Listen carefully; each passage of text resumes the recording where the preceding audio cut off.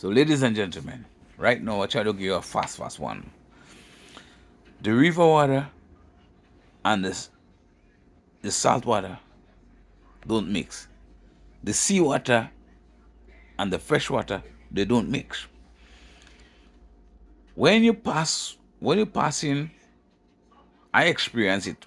When you pass in right where the river made the sea, you could feel the two temperatures of the water. One is warm and one is cold. You know there's two water, they don't mix. One pass, I think the warm one pass on top the cold one, because the warm one is the sea and the river water is the fresh water. It pass under. It don't mix. But if you drink the water, if you taste the water there, the fresh water, if you taste it, it's salty. But just because it's salty, it doesn't mean the two water mix. Don't get confused. Because water is not salt. The salt is in the water.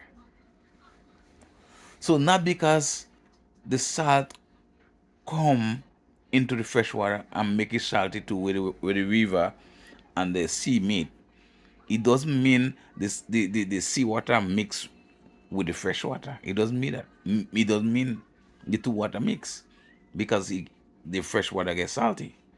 Because the salt is salt, water is water. That's why you could put the salt water in the sun and you'll evaporate, but you will leave the salt there. The salt you will see the salt, but you won't see the water. That means it's two separate things there. You just have salt in the water, right? But the salt is not water. Right? Understand? So now, like that, there is two water, physical and spiritual. Remember, I just telling you that for you to understand. Spiritual and physical. We forbidden physical to go on the spiritual side. But guess what?